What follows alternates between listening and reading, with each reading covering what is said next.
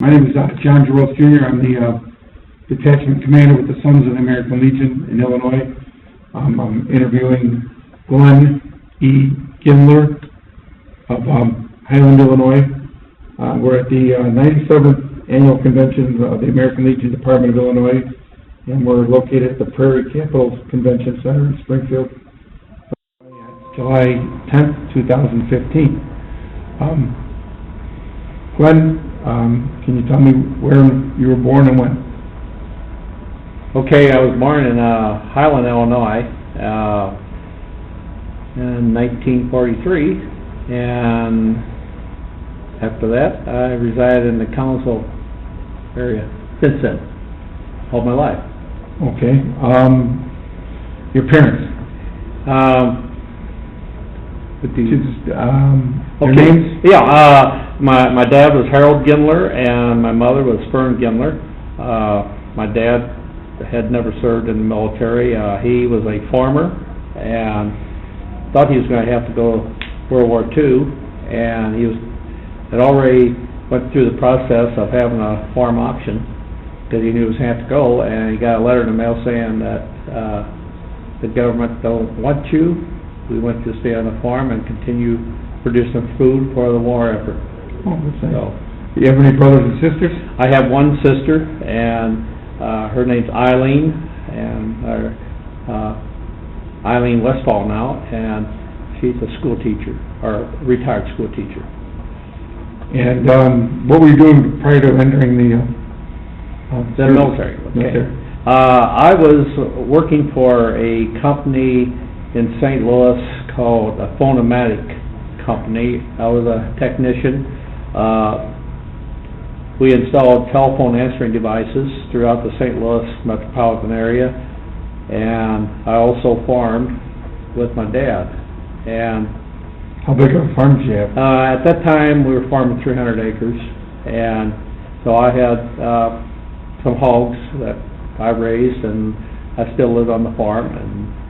And Vietnam was going pretty strong, and so the draft was getting close to me.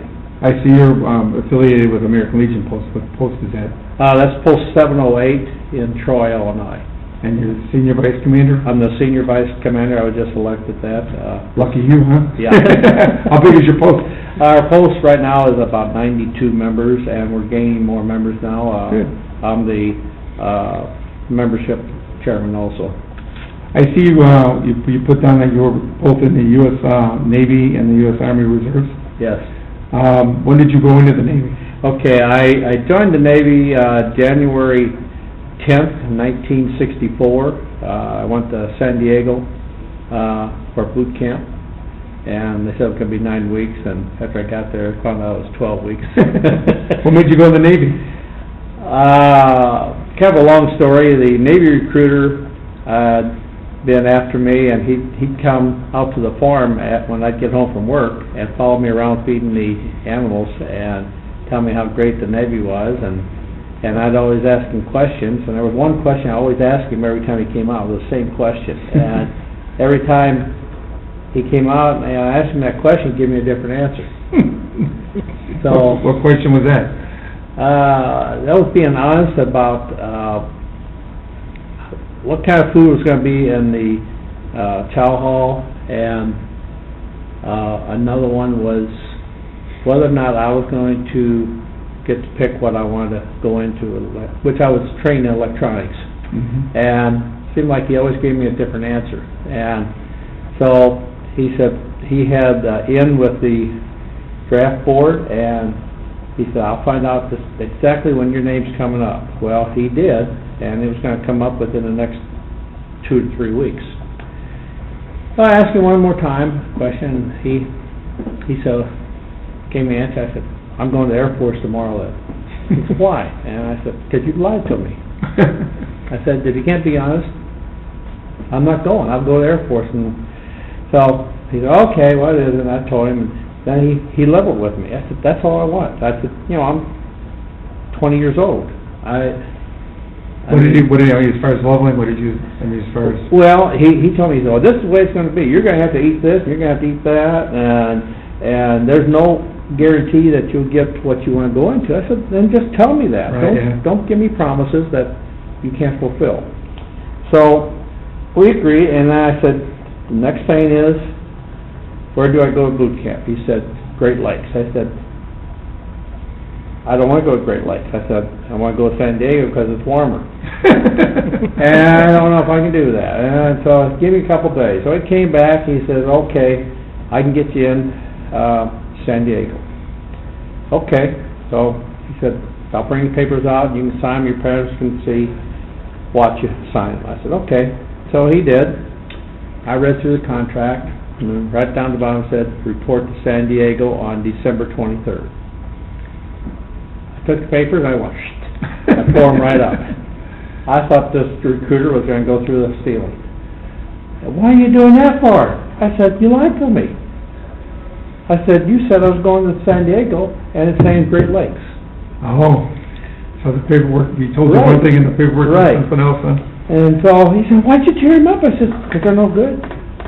I said, I'm not going to my dad. Why'd you do that for? I said, because he lied to me. He said, what's the difference? I said, it's freezing up in the Great Lakes. Yeah. I want to go to San Diego. And so... Or Chicago's a little bit different than... And I said, another thing, I'm not going the day before Christmas. So you waited till after Christmas? So he said, let me check. And I said, I'll give you 24 hours. I am definitely going Air Force. So, 24 hours later, he came back, he says, well, I can get you in, go to San Diego, but it's gonna be later. You won't be able to go in December. I said, so what? And he said, well, it'll be January 10th. I said, then you bring your paperwork out. I said, I will read every word of it. And I did, and it was all okay, so I signed up. I left on January 10th, reported San Diego. About 2 weeks later, my dad informed me that he'd gotten draft papers in the mail for me to report for the draft.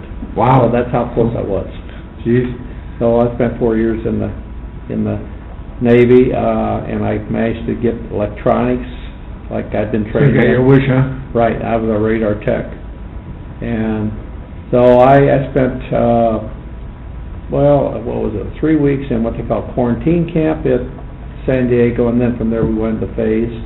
And during boot camp, I had the opportunity to sing in the famous Blue Jackets choir, which, once you're a member of that, you're a lifetime member. Now, So, what is the Blue Jackets? the Blue Jackets choir is a choir that, if you make the cut, then you get to sing in the choir, the boot camp choir, and the choir would sing in the base chapel every Sunday. And so You basically had to audition for that? yes, we had to audition for it and everything. And so there was 3 of us in our company that were fortunate enough to make it, and the chaplain led that choir. How big of a choir was it? We had, I guess there was, thinking 50 or 60 boot camp. Did you just basically sing on camp only, or did you go out on No, performances, or? we didn't go out anywhere. We stayed on base, but we did sing at various things throughout the time of boot camp. The guys that sang in the Blue Jackets choir did not have to pull KP. I just say got special treatment Yeah, we for got that? special treatment. We got to wear dress uniform on Sundays, where the others had to wait till the very last. What was the name of the camp, your boot camp? It was the Naval Boot Camp at Was there a San name? Diego. I just know. San Diego Oh, okay. Naval I'm Training sure Center. there's Yeah, San Diego Naval Training Center. I understand now it's not there anymore. They decommissioned that base, and I think the housing project, I just found that out just recently. And now the training is just Great Lakes and I think someplace else. Yeah, was boot camp everything you expected it to be, or was there anything? I went in knowing that I volunteered and that whatever they dished out, I'd have to take. I guess being raised on the farm, you know, Kind of toughened you up a little bit? or- things are gonna be tough, and so I guess the biggest shock I had was, when we got off the bus after dark, there at the receiving station at the boot camp, we're being hollered at right away by some sailors that are in charge of us, and you know, there's dim lights, and as I think back, it reminds me of some of the movies where you see concentration camps. And here we are, you know, we're young kids. I guess young, I don't know, I was 20 years old, but nevertheless, that was a lineup, following, you know, all these terms were kind of new to us, and it seemed like every other word that came out this one sailor's mouth was the four-letter word. Yeah. And that didn't set too well with me. I just didn't think that was necessary. And I did promise myself at that time that if I ever ran across him, that later in life that he would probably get a good punch in the mouth. But I'm glad I never met him. Because to me, that is not the way to introduce young men that's going to be serving our country. Yeah. There's a better way. But nevertheless, we were told to get rid of our gum, but they didn't say how to get rid of it, so guys that had gum dropped on the ground, and they made them get on the ground and pick it up, and well, it was quite a eye-opener. Basically everything like you see in the movies, or oh, yeah. Then summer. Oh, yeah. But it was okay. You know that you're going through hell, and you got to take the... What was a typical day like? Can you explain what time did you get up, or what time they wake you up? After we got into phase and everything, we were up at, I think it was 4:30 in the morning, and we were out,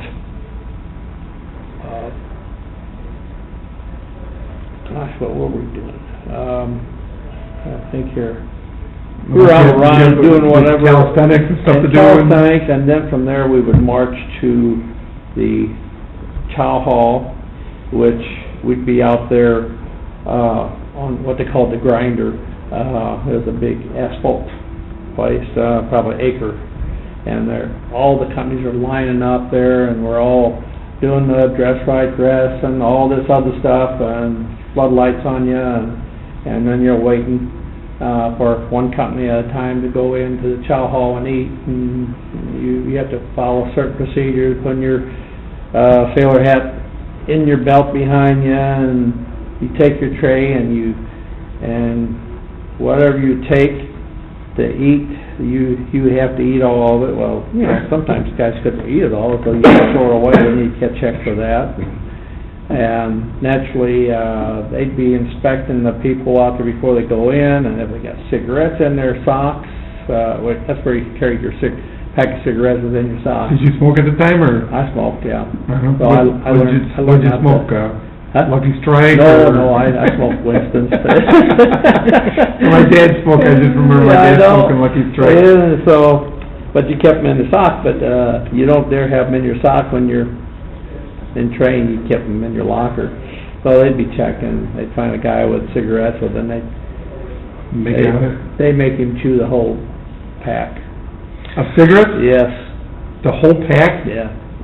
They'd take them open, put them in his mouth, they'd chew them. Oh, gee. Oh, yeah. That's not good. So that pretty much stopped a lot of people from doing that. Oh, yeah. You didn't want to take those. But so as things went on, we were allowed to go to, they would march us in a group to like a small PX where we get laundry soap and soap and stuff. Well, at a certain point in the training, then you could also buy candy. You weren't allowed to have any of that. Well, you could buy candy, but you had to eat it in that little compound area of the PX before you could come out and march back. You weren't allowed to take it out? Oh, no. And so, naturally, you'd buy a candy bar or something, gobble it down, and you only had, I think, 20 minutes to get your goodies that you needed, plus any food, and you'd chop it down. Well, when everyone would get back out and get in line to march back, you'd get halfway back, and you had to go past battalion, and a battalion guy would come out, hope that company, and Search you? search. Line up, And you they- know, and they're restaurant dress, I'm and we sure have they to drop your inevitably bag found in front of somebody, you. huh? No, then they'd come along there and pick up your bag, okay, open it up, look at it, and then they'd look through there, see what you had. And most of the guys have Candy candy. with, yeah, yeah. Well, that's what they do. They'd have it out there laying on the ground, and got to me, and look, I had no candy. He said, "Where's your candy?" I said, "I ate it." Like you're supposed to. Right. I don't believe it. I said, "Where's your candy?" And he searched me and everything, looked under my hat, everywhere. No candy. And he said, "Sailor, where's your candy?" I said, "I ate it. It's in my stomach." And he says, "At ease." So I went, "Yeah, at ease." He said, "You get that candy bar, and you get that candy bar, and what other ones you like?" I said, "Well, I like that one over there." He said, "You get those three." But the other guys had put on the front, and I got them. I thought, oh boy. Now you're gonna get in trouble from the other Now I'm guys. in trouble. Yeah. And he said, "Attention." I went, "Attention." He says, "Stick them in your bag and get the hell out of here. Get over to your barracks and eat that candy and enjoy it." Wow. What did the other guys think of you? Oh, they're all looking around, and I came over and I broke down, started eating. Did you share with them, or? No, I did not. So, I thought that, well, I still remember that. It was hilarious, so, but, that was after some things in boot camp that, and I do remember one fellow, he wasn't in our company, he was in another company, sister company, and he was pulled out after about 5 weeks and sent down to the main gate, I think it was.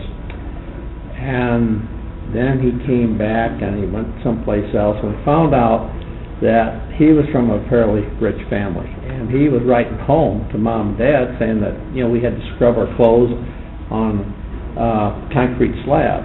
At that time, we didn't have washers and dryers in boot camp. You were given a 3-gallon bucket with a scrub brush, and you had to tie it on a string at the end of your bunk, and every night you had to wash a set of clothes, dungarees and shirt, socks, and underwear. So, if you were lucky to get out in the back of the barracks where there was a concrete slab table and got the water first, well, you got some warm water. But after about the 20th guy, it was all cold water, because they don't have a 30-gallon hot water heater in the barracks. So, anyhow, you fill your bucket with that, and you have your Tide, and throw that on your clothes, and you scrub them, and then you have to rinse them, and you wring them out around a clothesline pole, and then you take them over a clothesline. There's 2 lines around, they're about that far apart, about a foot apart. And you have what they call clothes stops, and there were little pieces of string about that long with a little piece of metal on each end. And you had to have your dungarees inside out, and the fly had to face a certain direction. Wow. And they all had to be the same way, and then you run that string through the loop, and it was a half hitch, and you bring them up, then you tie a square knot, and they had to be 2 inches down, and then they had to be 2 inches apart. Wow. And everything had to be... Were your names on there? Oh, yeah, oh, yeah, Names on oh, the shirts yeah. and everything like Oh, that? yeah. And then the shirts were the same way. They had to be turned inside out, and I think it was. And you had to tie them a certain place and everything. Those had to be on another line. It was quite a thing. And so that's how you wash your clothes. But anyhow, this guy, writing home to Mom and Dad, telling them that, you know, didn't have any washers and dryers, and we had to do everything with a scrub brush. So they decided to donate a brand new washer and dryer to his company. They sent it. They could do that? No. I was just gonna say, I think Uncle Sam wouldn't be too happy about that. No, they weren't happy at all. Mom and Dad were probably, yeah. So they had him go down to main gate or the post office, where it was, and had him open up these two big boxes. When they seen what it was, then they made him, they packed him back up, and he had to ship them back home at his expense. Wow. And we only got $72 a month. And he got quite a razzing about that, and I don't know what all, but it wasn't his fault. It was his parents that did that to him, but he caught all the heck for it. But that was just some of the experiences we had. Did you ride home at all, or? Oh, yeah, I rode home, probably every other day, and if you got sick, you were supposed to go sick call, but I watched a lot of guys go sick call, and then they wouldn't come back, because they were too sick, and they'd keep them, and then they'd put them in another company, and they'd be delayed 2 or 3 weeks in boot camp. And so... What was everybody getting sick for? Just cold or... Cold and everything. The temperature in January, February in California is, through the day, it would get up to, 70, 80 degrees. At night, down to 26, 30 degrees. Geez. Oh, yeah. Cold, huh? Oh, yeah. I didn't realize that. Yeah, the temperature would swing so great. So, I was getting sick. I had a cold, and I could tell it. Throat was sore, and so I'd smuggle some salt from the chow hall in a napkin or something, and gargle with it, so I wouldn't have to go sick call. Meanwhile, I sent a letter to my parents. I said, the next newspaper you send to me, we had the local newspaper there in Troy, and my dad would roll it up in a roll, so it was only about that long and about that big around, 2 strings on it, and it was labeled to me. So I would get that every week. So I told him, I said, smuggle something in there. when you send that paper, send me 4 Colicidin tablets. The Colicidin was a real small pill now. Okay, and they were red, so I said, don't worry about it, just roll those up in there real tight so they can't fall out or anything else. Okay, so they did. And I said, do that for the next 3 weeks. So when the mail call came, I got that newspaper, I wouldn't open it. I didn't open it till after we were after lights went out. Bunk. And we were in the bunk, and I opened it up, and sure enough, there were some pills. Now, our lockers were open lockers, and the locker came out with a lip, and it was about the size of a lead pencil. And that lip was curled under, so you couldn't see it, but you could pull it out a little bit, and you could shove something in there. That's the very So that's where I stored my pills. And at night, I'd stick them in there, and then to get them out, you had to have a pencil. Well, of course, it was only that long, so I'd take 2 pencils. One, I'm going to get the pill out on this side, and then I'd take my pill.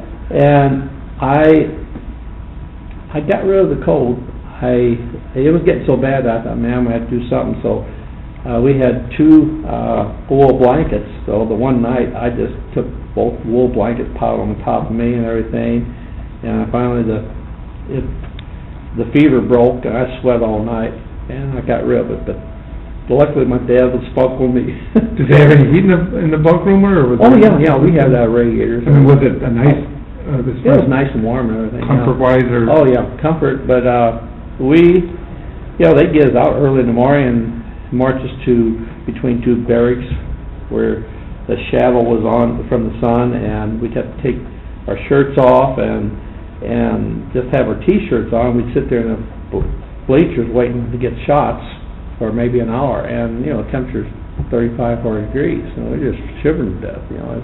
They're bound to get. They didn't give you anything the jackets or anything like that? Oh yeah, we had jackets. We couldn't put them on. We had cotton around our waist waiting for that, and then when it came our turn to get a shot, then we were all shaking, and there'd be a corpsman on each side, and they have those guns, air guns now that they use, and I'd say, stand still. Well, heck, how can you stand still when you're shivering to death? And some of the guys, they'd get cut up pretty bad from it.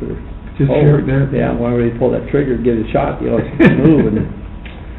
How many guys were in your camp? In our company, I think there was 38. Yeah, for some reason, 38 sticks with me in my company, yeah. And the name of the company was, do you remember the name? No, I don't. I don't remember the company, but I do remember one of the guys in there. He was from, I think he was from California. Redhead guy, and he was older than the rest of us. I guess he was probably his early 30s.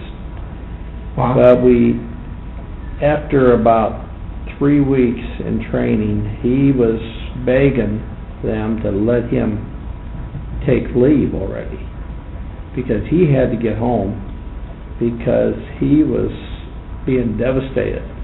And we didn't quite understand what it was. What it was, he was a pimp. He had 5 gals back home, and 2 of them quit on him, and the other 3 were threatening to quit, or someone was going to tempt them. And he needed to go home and take care of business. Well, did they actually say that, or I mean? Oh, you know, that's how we found out about all this. And the Navy didn't take. He said, too bad. Yeah, he said, man, this is costing me money. So that was the first time I knew what a pimp was. I had no idea. I mean, you get your eyes open, and so that was one. I mean, that guy, he did everything under the sun. And of course, we had another guy that was. He was our company scrounge. Every time we had inspection, we'd fail because of him. So we took things in our own hands. The whole company would get penalized, right? Yeah, because he was sturdy. He wouldn't clean his hats right and his clothes. And so his dad was a warrant officer. Geez, you would think his dad being a warrant officer, right. that he'd be But he smart to the... So we took it on ourselves, and we told the company commander, we told him, said, between such and such hours tomorrow evening, don't you show up. And you make sure no one else shows up in their barracks. Because we're going to take care of our inspection problem. He says, okay. Wow. And so when this guy went in the shower, take his shower, we had 2 of the trash cans, and these are 40-gallon trash cans, I guess.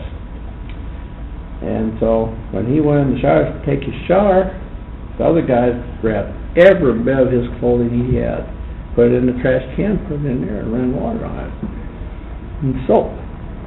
And he's standing there laughing about it, you know, because he didn't know it was his clothes. And then another trash can came in, and they filled up with water, and next thing you know, we had him inside that, and all of us in the barracks had our own scrub brushes, and we were all scrubbing him. Oh, jeez. And so... So, like your code red in the movie? Oh, yeah, right. And he was, time we got done with him, he was beet red. And I take it his clothes were clean after that? Yeah, he tried to file charges, but he couldn't. No one did. Nobody saw anything? No one saw anything. The commander didn't see anything. He says, you know, Well, actually, why didn't we try to complain to him? Oh, yeah, and so eventually, we got him out of our company because he never did shape up. So, there's a way of taking care of people. So that was my boot camp. How was your food? Food was good. I couldn't complain about the food. I enjoyed the food. A lot of people didn't like it, but they had a lot of rabbit. I thought it was fried chicken at the time. I took some, and then I found out it was rabbit, and I've never been a connoisseur of rabbit. So I've never had it. But it was fried good and everything. But I don't like the consistency of it, and I don't drink milk. And I tried drinking cold milk out there, and I still couldn't. Even being on a farm, huh? No. No, my dad could drink warm milk right from the cow when we milked, and to this day I can't. When I drink milk itself, it just feels like it got rocks in my stomach. But I love ice cream, I drink milkshakes and stuff like that, but I can't. Or your milk, huh? I cannot drink milk. Did you get any free time, or what did you do in your free time while you were... in boot camp, the free time was, actually in the evenings, after we got done ironing our clothes and getting everything ready, we had probably an hour of free time, and we just hung out in the barracks, reading or whatever. And we didn't have any irons. Our clothes were ironed with our scrub brush. Oh, you didn't iron any of your clothing? No? Yeah, yeah, With a scrub brush? yeah. Wow. And how you really get your dungarees, get all the wrinkles out of them, is at night. You lay those suckers underneath your sheet, your blanket, and you lay them. The next morning, and you pull them and roll them and everything. That's how you did it. And another thing you do, you try to lay your pants over on the radiator, get them warm, and then take them over here and have your blanket laying on the table between the bunks, and then you... Like your ironing board? And then you use the back of your scrub brush to iron out. Wow. Yeah. Now, did somebody teach you that, or did you learn that, or did somebody... You just pretty much pick it up. Pick it up? Yeah. The little tricks to the trade and everything, and so that's how we did. When you get done with training now, the boot camp, you went into your electronics? Yeah. Did you go from staying in San Diego, or did you... No, I got orders to go to Memphis, Tennessee. I was in aviation electronics, so my orders were to report from boot camp. I got 2 weeks leave, and then I was to report to Memphis, Tennessee for 19 weeks of electronic training. Now, did anybody come with you from boot camp to there, or? Were you by yourself, or? I think there was maybe 1 or 2 guys in our company that went to Memphis, but I don't remember who they were anymore. Going back to boot camp, did you have anybody from Illinois that was there? No. You were the only... I think I was the only one. The rest of them were from Missouri and different places. And I got out of boot camp a week after Easter. So I was home a week after Easter. But the Easter weekend was, at that time, you got to go on Liberty the weekend before graduation. That was it. Now I understand you go, I don't know, they go out all the time or something, but I didn't get to go right away because half the company got to go on Liberty on Saturday and half the company got to go on Sunday. And so Easter was on Sunday, and so half the company went on Saturday. I was on the half that got to go on Sunday, except I sang in the Blue Jackets choir, so we had to sing at the chapel for the Admiral and everyone, so we didn't get to go until after church. So the other 2 guys and myself, after we got done with choir, so then we reported to battalion to go on Liberty, and we had the fellow that was on duty was what they called Joker Thomas. He was a E8 chief, and he ran the brig, and no one messed with Joker Thomas. You go to the brig and you deal with Joker Thomas, it was bad news. He was mean, everything, you know. Did you have to report to him? Did you get any trouble? Yes. Yeah. What did you do to get in trouble? I didn't get in trouble. Oh. It was Sunday morning after we got done with our choir. We had to go to the battalion. We're standing out in front of the battalion office, and we're standing at attention. This guy comes out and says, "What are you guys doing?" We're waiting to go on Liberty. And he says, "Well, fall out and come in here." So we went on the end and stood at attention. And he said, "Why are you not out there already?" Because the rest of the party left 3 hours ago. Well, we're singing the Blue Jackets choir. Oh.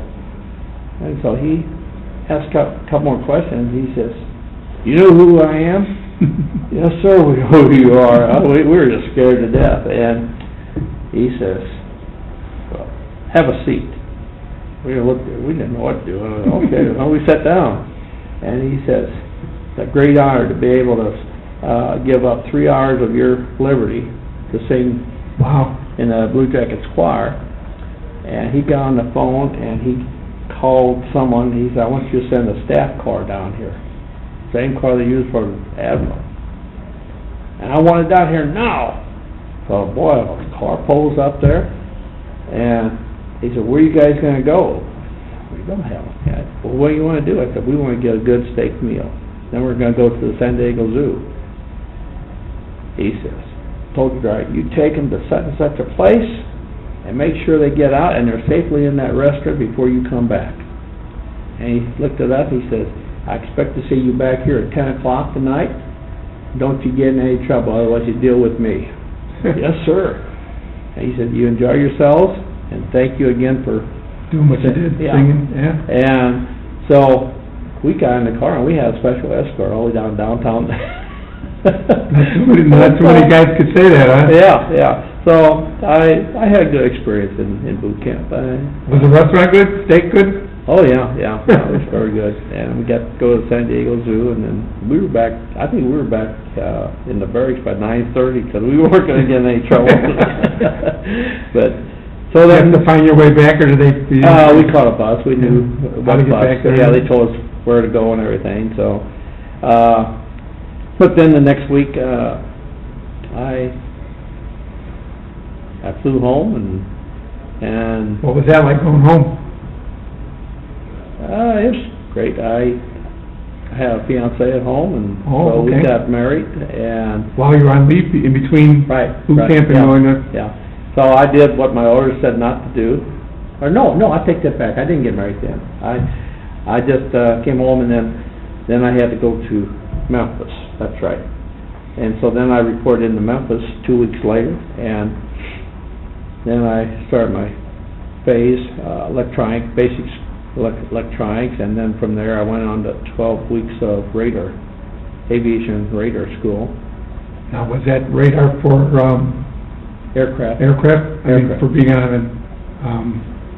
on a ship, or It could be either. or Yeah. land-based, or... Right, land-based or whatever it be. So, I was a radar tech, there was fire control and a couple others, but I went radar, and so I managed to get through that, and I put my request in for orders for 6th Naval District, which was the East Coast area, basically. The second choice, I put in East Coast, and the third choice was, Europe, which chances were of getting a fixed-wing operation in England or somewhere. I wanted to stay as far away from Vietnam as I could. So, ended up, I got the 6th Naval District and ended up orders to Key West, Florida, duration of duty.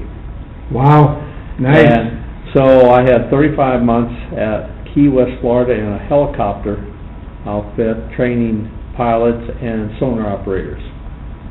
And so...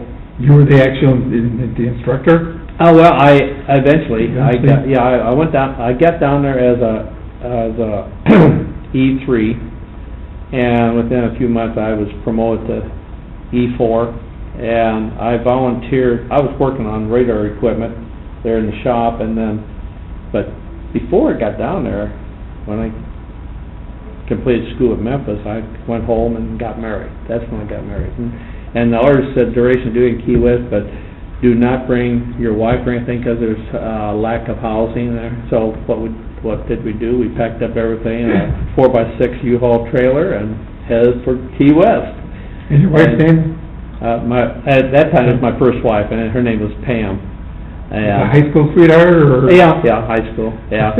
So, we went on down there, and we lived in a motel for about 2 weeks, until we found, I was gonna buy a trailer and mobile home, and went out to mobile home sales there, and sat down with a guy and said, this is what we want. And looked at me, and he says, what's your rank? I told him. He did a little figure, pulled out something under his desk, not selling it to you. I said, why not? Because you can't afford it. I said, yes, I can. No, you can't. I I said, I got the money. I said, all I have to do is make one phone call and I'll have the money down here, because I was farming and everything, I had money in savings. I could pay for it in cash. He said, no, I don't care what you got. He said, I won't sell it to you. Well, I said, I gotta have a place to live. And he said, well, I got this family, they're buying a double wide, and they have a single wide trailer with nice little cute place that they got sitting on, downtown Key West, and he said, I'd like for you to go down and look at it. He said, that's what you can afford. So I went down and looked at it, and ended up buying it. And that's what it cost back then? I think we bought that for $1,900, and it was a 20-year-old American trailer. It was 36 feet long, 8 feet wide, and it had a 10 by 12 cabana room built on the side of it, and our yard was, I think we had 6 foot on one side and 12 foot on the other. It was in a trailer park, or? Yeah, it was in a trailer park and everything, so. Well, anyhow, it didn't have air conditioning. The furnace had been taken out because you don't need it down there.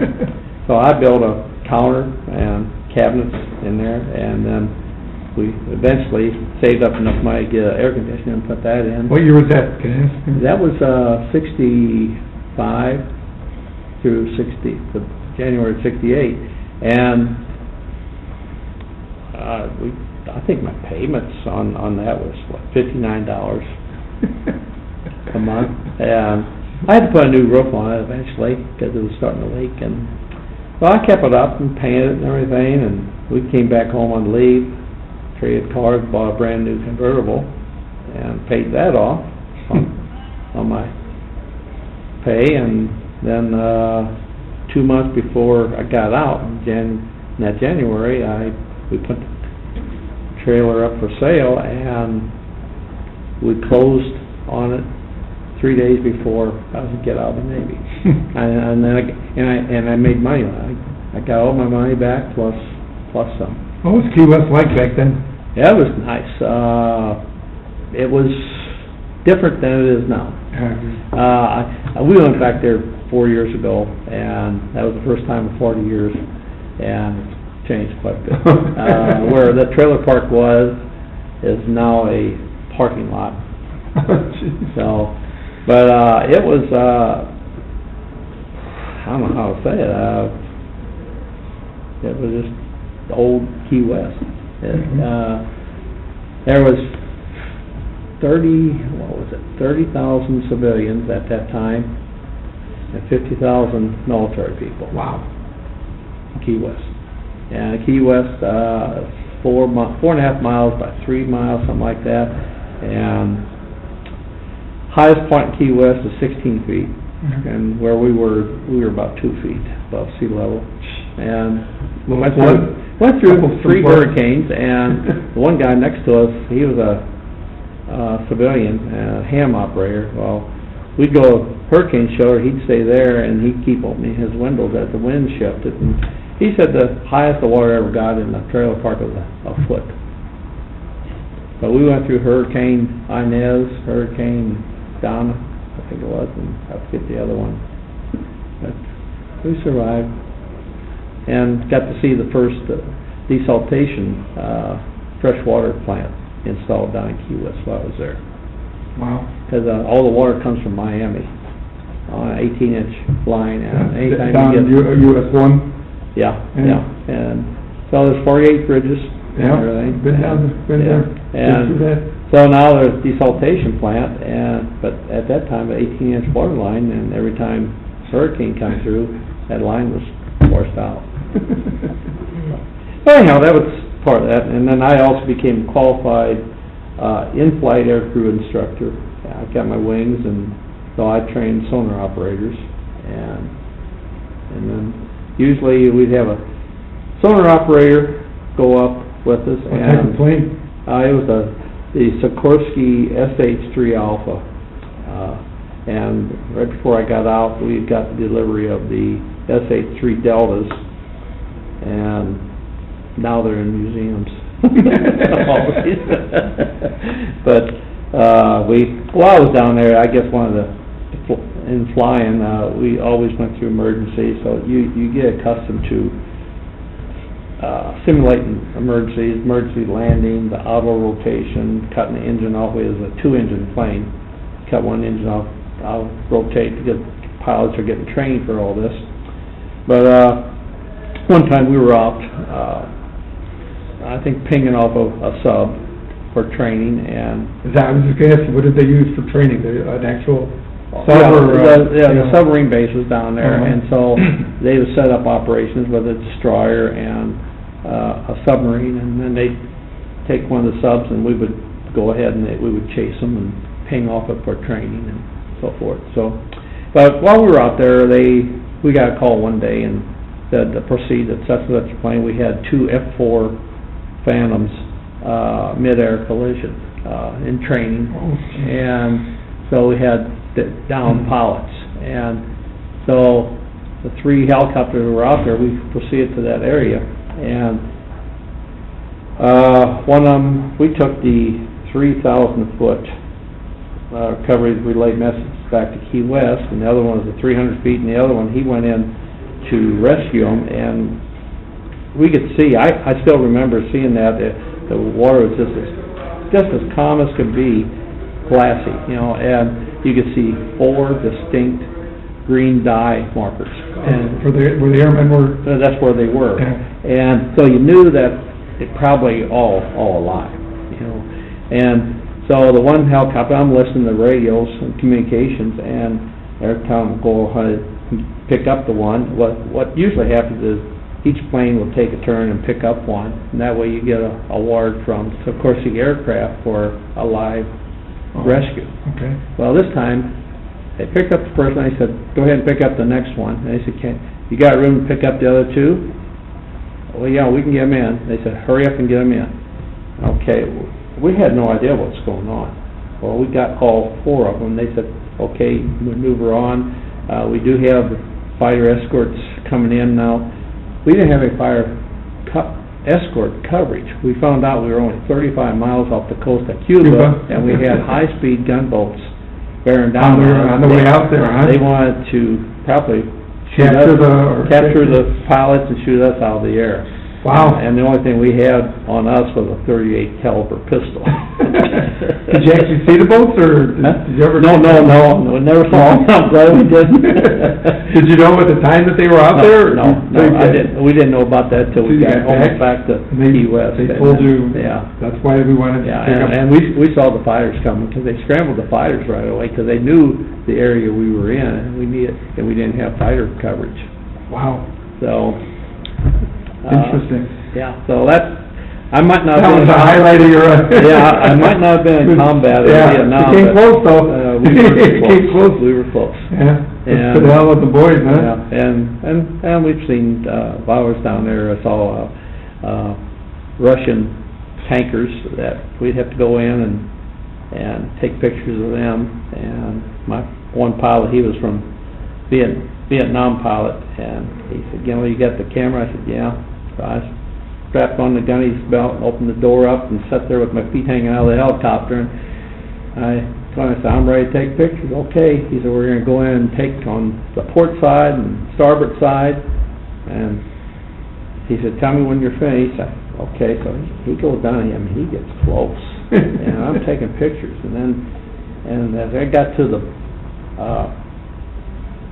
back of the ship, I kind of looked around. Oh my gosh, there's the big arm, sickle and hammer. Yeah. Oh my gosh.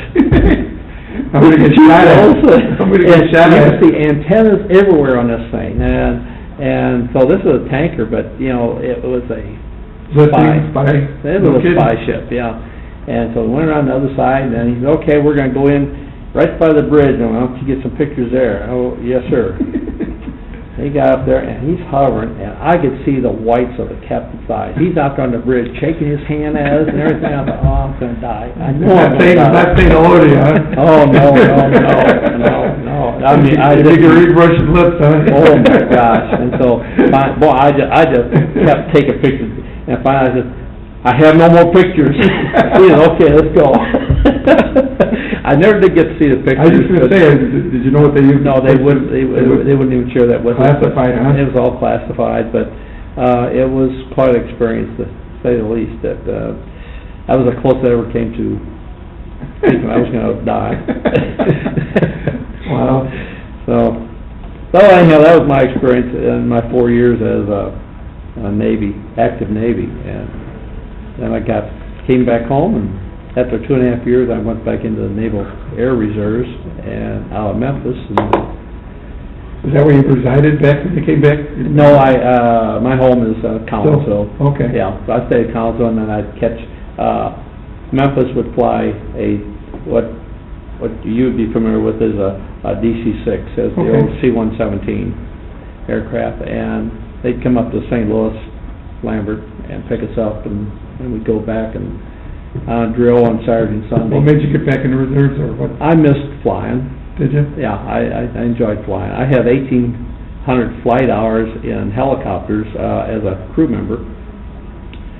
So I joined the BR-52, Memphis, and requalified as a loadmaster, and No, a loadmaster is, he's the one in charge of setting up the seats in the aircraft, figuring out the weight and balance of the plane after you fuel it, and then any cargo you have, you gotta figure out the weight and balance so that the pilot can fly that plane. You gotta get everything distributed just right.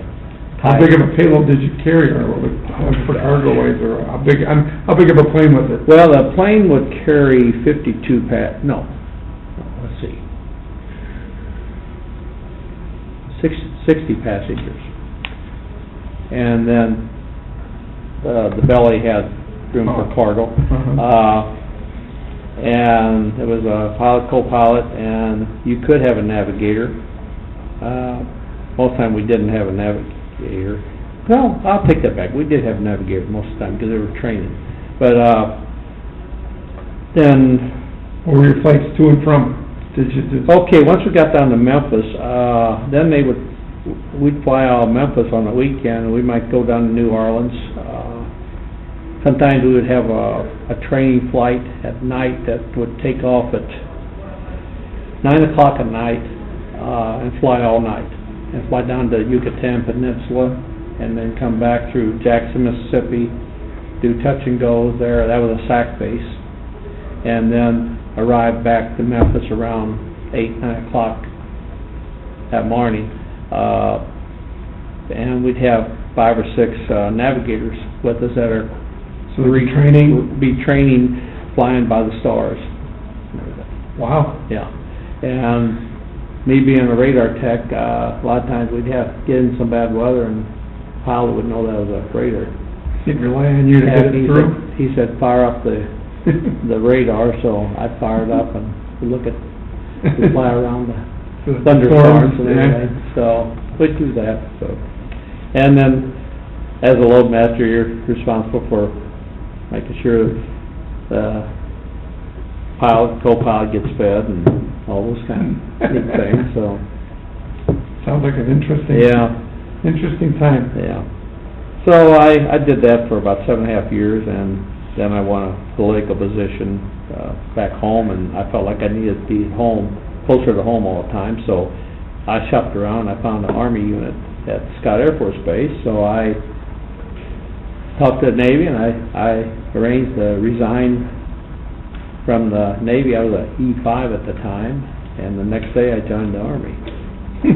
And then I trained at Scott Air Force Base in a helicopter unit again, and eventually went up in rank, and I became a E7 in electronics, and then position opened up as a warrant officer, so I applied for that, and eventually got my commission, or appointment from the Secretary of Army as a W1, and then in 1987, Congress changed rules that any Army warrant officer could be commissioned. And they gave us a choice then at that point. You could keep your appointment from the Secretary of Army, or you could take your commission. And the trade-off was, if you took your commission, you could take command you were eligible for promotions and everything, where if you kept your appointment, you may not be eligible for promotion, and your service in the Army could be shortened. So I Oh, took geez. my commission, and I went around up. I had to go to school, and, well, I proceeded, over the years to get my W-4 rank, but when I was 56, I decided to retire. How many years total then? I had a total of 29 good years for service and 34 for longevity purpose. So, What's the difference, that was, can I ask? okay, 29 years, 4 years active, and then you get so many points for everything. So I have equivalent to about almost 10 years of active duty service. So, but then I had to wait till 60 before I could start drawing a pension. So, but I started drawing a pension when I was 60, and then when I turned 65, I got my new ID card, and the ID card I have now is the same as any active duty retiree. I'm still the same. So you get the same benefits? and- Oh, yeah, same benefits, everything. So, but I had the opportunity over the years, to take detachments of 40, 50, 60 people for 2-week training, and I was the CO and everything else. So, and that was interesting, because in the Army unit we had,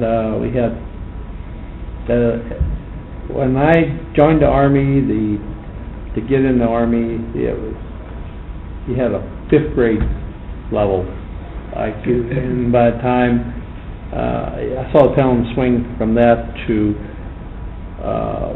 when I got out, let's see, 16 years ago, the pendulum swung to the point that to get in the Army, you almost had to have a associate degree. Wow. So, you know, Yeah. it's changed, big time. Branch of services, which did you appreciate more, the Army or the Navy, or what? Well, I mean, both, or, I mean, if you- experience-wise, or? Experience-wise, I guess, the Navy, I enjoyed it very much. That was my life for 4 years, on active duty, and then 7 years, it was all part of me. But then when I switched, it was very hard to switch from the Navy to the Army for the first few years. First few years, it was very difficult, because the Army's got their acronyms and the way they do things is a lot different. But once I got a hold of it and everything, well, then it was okay. I enjoyed working with the guys, and I don't know, I have a lot of good friends. I have one Navy friend. We have kept contact since from Memphis, Tennessee, when I was going to electronics school. He lives in Albany, Kentucky, near Louisville. And to this day, we still communicate. We send Christmas cards. He'll call me, or I'll call him. We have never seen each other in the last, I guess, 40 years. Wow. I saw him about 5 years after I got out, and we haven't seen it, and we've been wanting to see each other, but we just haven't done it yet. Okay. So, but we stay in contact. That's probably my closest Well, that's good. military buddy. Well, I appreciate you taking the time, Glenn. Yeah. I think we went long enough for your half hour. I'm sorry, I could talk. I got a big call. Don't mean to cut you short, but I gotta be somewhere else, and Yeah. I think I overstepped my No, boundaries. I'm sorry, No, you know what, it's a pleasure. I enjoy doing these, because my dad was a Korean War vet, and he never talked about it. When he passed away, we found a shoebox full of some of the memorabilia. Yeah. And he had a Bronze Star with Valor, and never, in a citation for the medal, and he never talked about it. And Well, when I was in the Navy, in my squadron, HS-1, that was my squadron down in Key West, HS-1, Helicopter Squadron 1.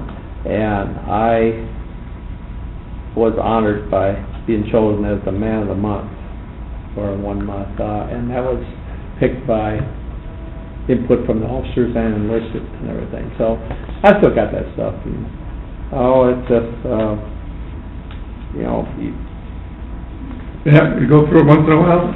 oh, yeah, but I have had the opportunity to go to, Washington DC several times with Illinois Farm Bureau. I'm on the Illinois Farm Bureau board for 23 years, and I've went there for, I got something with the American Legion, doing something with the Farm Bureau, something, in the mail for... I went there, as leaders to Washington, and when we go there, we meet with our legislators, and then in the evening, they have a tour of the monuments. And so I have been to the wall 3 times, and I really never thought about it that much till I got to see it the first time. And I'm walking through there, looking at the wall, and there was, I still remember this, it was almost dark, and I was kind of coming up the ramp right there at the wall, and there was 4 Vietnam vets, 1 woman and 3 others, and I guess you were motorcycle riders, I don't know, they had beards, they were my era, and they looked like hippies, but they were veterans. And I said something to them, they said, "What are you here for in that suit and everything?" I said, "I'm a veteran." "Yeah, where from?" And I told them, they said, "Really?" I said, "Yeah." I said, "I'm here with Farm Bureau, that's the reason I'm in my suit right now." "Oh." And we talked, and next thing you know, they're putting their arm around me, and we all stood there and cried. Yeah. I had guys that trained 3 months later, gone. So, even if you don't go over there, it's still You're still affiliated with it in one way or another. Yeah. It's gotta be tough. It's tough. It still hits me. So, war's no fun. Thank you again for your service, and thank you for taking this interview, time to do this. Oh, anytime, because I think the story needs to be told, Yep. because We're Vietnam vets took a rotten hit. We were drafted, a lot of us volunteered, and so many came back and had eggs thrown at them. Yeah. It's not right. No, Not right at all. not at all. And It's so, a shame it took them so long to recognize. yeah, and there's still a lot that don't. Yep. That's just ornery. Yep. When my dad came back, he tried to go to a VFW, and they wouldn't recognize him because they said Korea wasn't a war, it was a conflict. Well, and I look at, I think the American Legion is wrong in having, you gotta serve from this state Right, to this state. and they're trying to change it. I see the resolutions here. That's not right. Yeah, well, Congress enacted that somehow, and, Yeah. I mean, there are guys that I know could become Legion, even though they served in the military, but because they weren't in those dates, they can't. They're no different than Yeah, anyone right, else. exactly. They were still protecting their country. Right, I agree with you wholeheartedly, I see Yeah. looks like they're taking some steps to try and Yeah. correct it, and hopefully it'll go through national, and, unfortunately, it has to go through Congress to make a change, and, But, hopefully in our time we'll see it. I hope so too. Thank you again. Yeah, I'm sorry. No, thank you, I really appreciate it.